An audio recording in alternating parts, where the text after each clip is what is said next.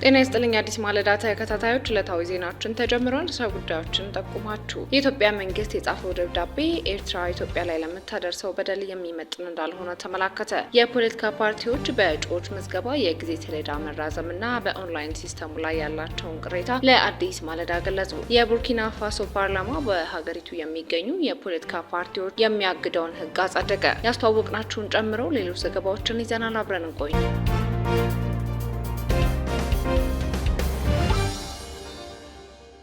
የኢትዮጵያ መንግስት የጻፈው ደብዳቤ ኤርትራ ኢትዮጵያ ላይ ለምታደርሰው በደል የሚመጥን እንዳልሆነ ተመላከተ። የውጭ ጉዳይ ሚኒስቴር የኤርትራ ሰራዊት የተቆጣጠራቸውን የኢትዮጵያ ሉዓላዊ ግዛቶች ለቆ እንዲወጣና ለድርድር ዝግጁ እንዲሆን ለኤርትራ መንግስት ደብዳቤ መጻፉ ይታወሳል። ይህንን ተከትሎ አስተያየታቸውን ለአዲስ ማለዳ የሰጡት የፖለቲካ ተንታኙ ጌትዬ ትርፌ የኢትዮጵያ መንግስት ለኤርትራ መንግስት የጻፈው ደብዳቤ ኤርትራ ኢትዮጵያ ላይ የምትፈጽመውን ድርጊትና በደል የሚመጥን አይደለም ይላሉ። ሆኖም በዚህ ጉዳይ ላይ መንግስት ወደፊት ሊሄድበት ይገባል፣ ይህም ግዴታው ነው በማለት ሙያዊ አስተያየታቸውን ለአዲስ ማለዳ አጋርተዋል። የኤርትራ መንግስት የግብጽንና የአረብ ሀገራትን ተልዕኮ በኢትዮጵያ ለማስፈጸም እየተንቀሳቀሰ ነው፣ ኢትዮጵያ እንዳትረጋጋ እያሴረም ጭምር ነው ይላሉ። አክለውም ለአውሮፓ ህብረት፣ ለተባበሩት መንግስታት ድርጅት በይፋዊ ደብዳቤ ማሳወቅ እንደሚገባም አመልክተዋል። ይሄ ደብዳቤ ሻዕቢያ ኢትዮጵያ ላይ በሚያደርሰው ላለፉት ዓመታት ባደረሰው በደል ብቻ ሳይሆን አሁን ሉዓላዊነታችን መዳፈሩ ብቻ ሳይሆን በቀጥታም ሆነ በተዘዋዋሪ ሌሎችን አሻራዎች፣ ሴራዎችና ለኢትዮጵያ አለ እንዳትረጋጋ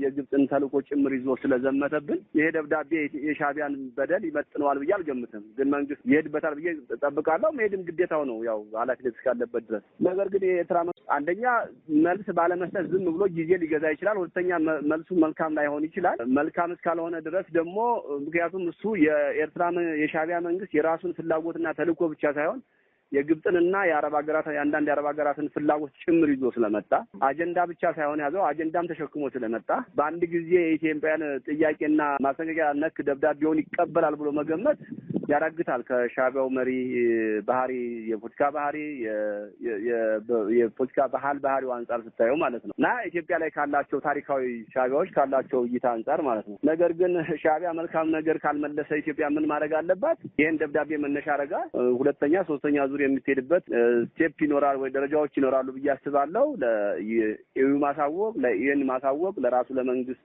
ለኤርትራ መንግስት ማስጠንቀቂያ መስጠት፣ ይሄን ሁሉ አድርጎ ምላሽ ካልሰጣ ያው የታወቀ ነገር ነው ሊሆን የሚችለው። ማንም ችግር ስላለበት ህልውናውን አስደፍሮ እንደፈለገ አንድ ደካማ መንግስት ደካማ ሀገር ኢትዮጵያ ላይ እየፈነጨ ይኖራል ብሎ ዝም ብሎ የሚጠበቅ ነው ብዬ አልገምትም። ይሄ ሊሆን የሚችለው የመንግስት የቤት ስራ ነው። ዝም ብሎ ቁጭ የሚልም ከሆነ ኃላፊነቱን ያልተወጣ መንግስት ነው ሊሆን የሚችለው። እንግዲህ ዞሮ ወደ ጦርነት የምንገባ ከሆነ ለኤርትራ የሚሆን ኢትዮጵያ አቅም ያንሳታል ብዬ አልጠብቅም። መንግስት ነው ይሄንን ነገር እስካሁን ድረስ ሻዕቢያን በመቻልና በማባበል አዘግይቶታል። ሌሎች እጆችም እንዲገቡ አለ። ግን ጦርነቱ ከኤርትራ ጋር ከሻዕቢያ መንግስት ጋር ብቻ ነው ብሎ አይገመትም። እንደበፊቱ ከ25 ዓመት በፊት የሆነው የጦርነት አይነት ባህል እና አስተላለፍ ይኖራል ተብሎ አይጠበቅም። የዲፕሎማሲውም የፕሮፓጋንዳውም የሚሊተሪውም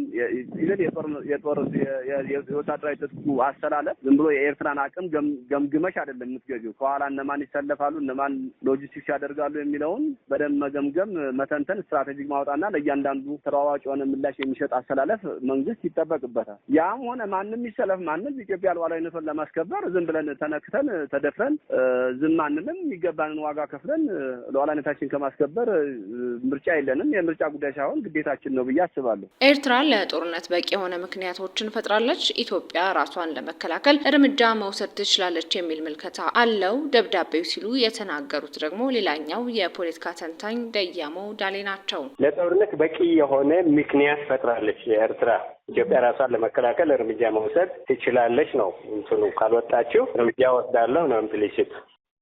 ነገር ግን ከወጣችሁ በሰላማዊ መንገድ እንወያያለን፣ የባህር በር ተደራሽ ነው እንወያያለን የሚል ነው ያለው።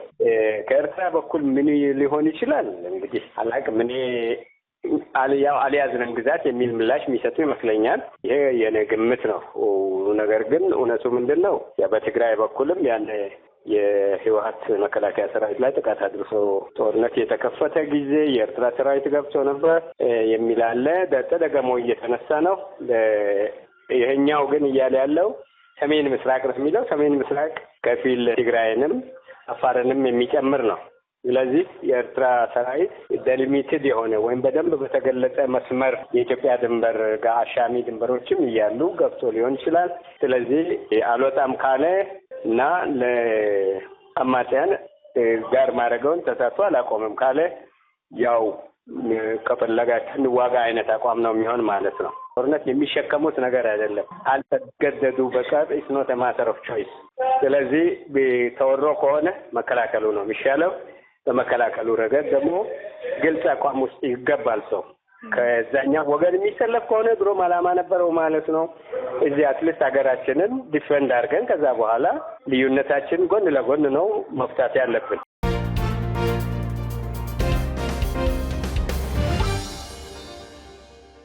የፖለቲካ ፓርቲዎች በእጩዎች ምዝገባ የጊዜ ሰሌዳ መራዘምና በኦንላይን ሲስተሙ ላይ ያላቸውን ቅሬታ ለአዲስ ማለዳ ገለጹ። የኢትዮጵያ ብሔራዊ ምርጫ ቦርድ የፖለቲካ ፓርቲዎች እጩዎቻቸውን የሚያስመዘግቡበትን የጊዜ ሰሌዳ ማራዘሙ ይታወሳል። ይህንን ተከትሎም አዲስ ማለዳ ያነጋገረቻቸው የፖለቲካ ፓርቲዎች አመራሮች በምዝገባ ሂደቱና በቦርዱ መግለጫ ላይ ያላቸውን አስተያየቶቻቸውን አጋርተዋል። የእናት ፓርቲ የሕግ ክፍል ኃላፊና የምርጫ ኮሚቴ ሰብሳቢ ዋለልኝ አስፋው የተራዘመ ጊዜ በቂ መሆን መሆኑን የሚወስነው የምርጫ ቦርድ የዲጂታል ሲስተም ዝግጁነት ነው ብለዋል። ዋለልኝ ቦርዱ ፓርቲዎችን አስመልክቶ ያወጣውን መግለጫም ኮንነዋል። በዋናነት በሲስተሙ ችግር ምክንያት ነው። በዲጂታል ምዝገባ ሲስተም ችግር ምክንያት ነው። በአግባቡ እየተዘገበ ስላልሆነ ቴክኖሎጂው በአግባቡ የዲጂታል ምዝገባ ሲስተም ቴክኖሎጂው በአግባቡ ስላልተሰራ የራሱ የሆነ ችግር ነው። እሱ ምክንያት የተራዘመው አሁንም ቢሆን እሱ በአግባቡ ተስተካክሎ ምዝገባው በደንብ የሚሳለፍ ከሆነ እንደ ዋለልኝ ገለጻ ፓርቲው እስካሁን ምን ያህል እጩዎችን እንዳስመዘገበ በቁጥር ለመናገር ይቸግራል። ምክንያቱም ደግሞ በኦንላይን ሲስተሙ የተመዘገቡ እጩዎች እውቅና ወይም ሰርተፊኬት በፍጥነት ስላልደረሳቸው መሆኑን ገልጸዋል። እኔ ራሴ ከተመዘገብኩ 20 ቀን ያለፈኝ ቢሆንም እስካሁን የእጩነት ምስክር ወረቀት አልደረሰኝም። ሲስተሙ በተለያየ መንገድ ይመልሳል ሲሉ የቴክኖሎጂውን ተግዳሮት አስረድተዋል። እሱ ትክክል አይመስለኝም። እሱን እኮ ነው ማራዘሙ ጥሩ ነው።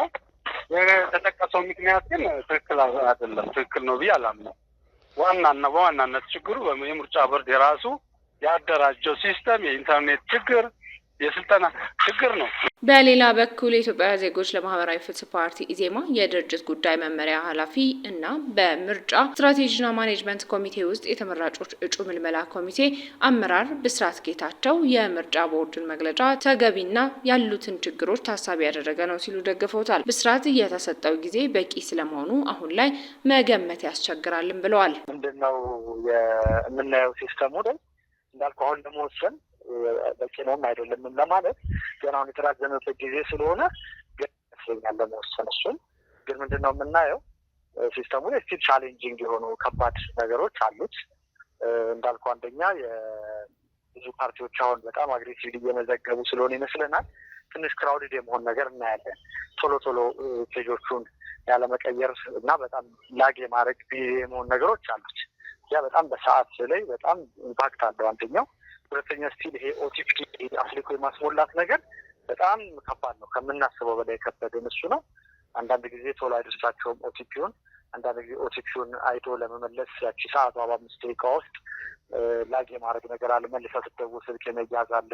እንዲህ ያሉ ነገሮች እያንዳንዶቹ ጋር እየደወልክ ስልክ ላይቭ ላይ አስቀምጠህ ኦቲፒያቸውን እየጠየቅ ነው የምትመዘገበው እና እንዲሁ ሲነገር ቀላል ይመስላል ስልክ መደወል እንጂ ሄሬንድ ፎርዝ ኮሚኒኬሽኑ በጣም አድካሚ ነው።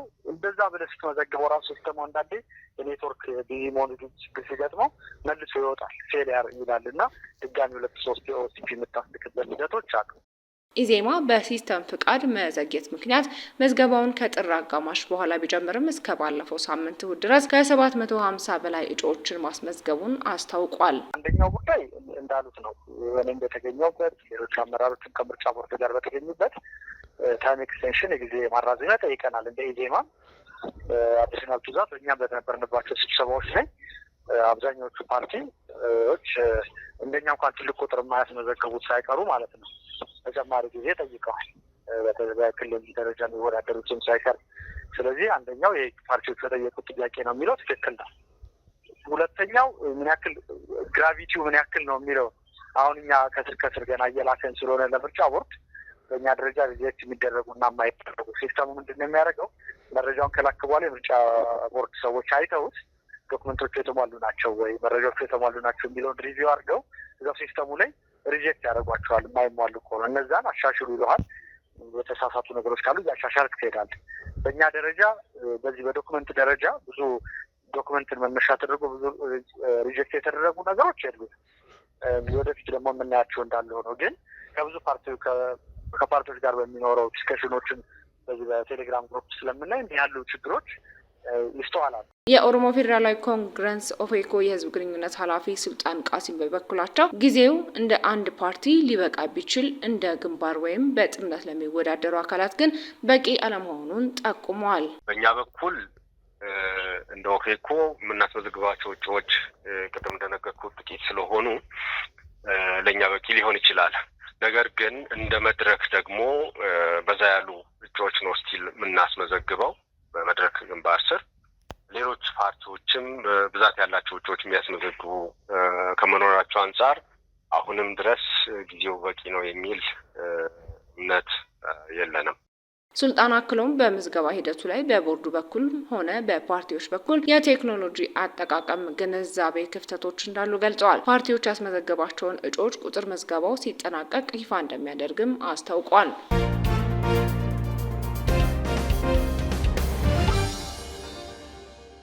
የቡርኪና ፋሶ ፓርላማ በሀገሪቱ የሚገኙ የፖለቲካ ፓርቲዎች የሚያግደውን ሕግ አጸደቀ። የቡርኪና ፋሶ ፓርላማ በሀገሪቱ የሚገኙ ሁሉንም ፖለቲካ ፓርቲዎችን የሚያግድ ሕግ ማጽደቁን አፍሪካ ኒውስ ዘግቧል። ታዛቢዎች ይህ እርምጃ ኢብራሂም ትራውሬ የሚመራው ወታደራዊ መንግስት ስልጣኑን ለማጠናከር እንደሚያስችለው በመጥቀስ ተችተዋል። ምንም ተቃውሞ ከሕግ አውጪዎች ያልገጠመው ሕጉ ፖለቲካዊ ፓርቲዎችን የሚመለከተውን ድንጋጌ እንዲሁም ፖለቲካ ፓርቲዎችን በገንዘብ የመደገፍ የምርጫ ቅስቀሳዎች የሚፈቅደውንና የፖለቲካ ተቃዋሚዎችን ሁኔታ የሚመለከተው ህግጋትን ሽሯል። ወታደራዊ መንግስት ስልጣን ከያዘበት እንደ አውሮፓውያኖቹ አቆጣጠር 2022 ጀምሮ የፖለቲካ ፓርቲዎች እንቅስቃሴ በምዕራባዊ አፍሪካዊቱ ሀገር ታግዶ ቆይቷል። ከቡርኪና ፋሶ መንግስት በዲሞክራሲያዊ መብቶች እየፈጸመ ያለው ሁሉን አይነት አፈና እንዲያቆምና በሀገሪቱ የሚገኙ ሁሉንም የፖለቲካ ፓርቲዎችን የሚያግደው ህግ እንዳያጸድቅ የተባበሩት መንግስታት የሰብአዊ መብቶች ኮሚሽን ባለፈው ሳምንት ጥሪ ቢያቀርብም ህጉን ግን ከመጽደቅ አላገደውም። ባለፈው ዓመት የቡርኪና ፋሶ ባለስልጣናት የመደራጀት ነጻነት የሚገድብ አዲስ ህግ ማውጣታቸውም ይታወሳል። ከጥቂት ወራት በፊት በሀገሪቱ የሚንቀሳቀሱ መንግስታዊ ያልሆኑ ድርጅቶችንና ማህበራትን በመንግስት በሚያስተዳድረው ባንክ ውስጥ አካውንት እንዲከፍቱና እንዲያቆዩ የሚጠይቅ አዲስ ደንብ አውጥተዋል። በአንድ የመንግስት ሚኒስቴር የእገዳ እርምጃው በሀገሪቷ ውስጥ በማህበረሰቡ ዘንድ በፖለቲካ ፓርቲዎቹ ምክንያት ተፈጥሯል ያሉትን ክፍፍል ለማብቃት የሚያስችል እንደገና ለመጀመር የሚያስችል ነው ተብሎም ገልጿል። ዕለታዊ ዜናዎችን በዚሁ ተጠናቀቀ። አዲስ ማለዳን ሰብስክራይብ፣ ላይክ እና ሼር ማድረግ አይዘንጉ። ጤና ይስጥልኝ።